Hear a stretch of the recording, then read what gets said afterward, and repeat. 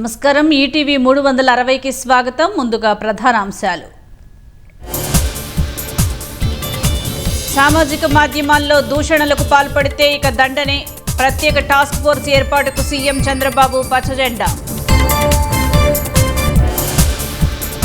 రాజధాని నిర్మాణం, రైతుల సంక్షేమంపై కేబినెట్ కీలక నిర్ణయాలు. గ్రామాల్లో తాగునీటి ఎద్దడి నివారణకు 9,355 కోట్లు మంజూరు. ఏపీని కొరియా మ్యానుఫ్యాక్చరింగ్ గేట్వేగా మారుస్తామన్న లోకేష్. పెట్టుబడులు పెట్టాలని దిగ్గజ సంస్థలకు ప్రతిపాదనలు. రావణ్ శ్రావణ్ వెనుక వైసీపీ ఉందన్న మంత్రి దుర్గేష్. తాడేపల్లి ప్యాలెస్ నుంచే నిధులు అందుతున్నాయని ఆరోపణ. జంగారెడ్డిగూడెంలో బ్యాంకు నగల మాయం కేసులో పురోగతి. Gold appraiser arrest. 5.71 కోట్ల విలువైన నగలు స్వాధీనం.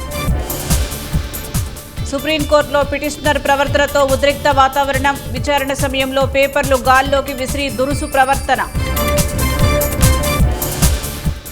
ఉత్తరాది రాష్ట్రాలను ముంచెత్తిన వర్షాలు. ఉత్తరాఖండ్, ఢిల్లీ, హిమాచల్లో కుండపోత.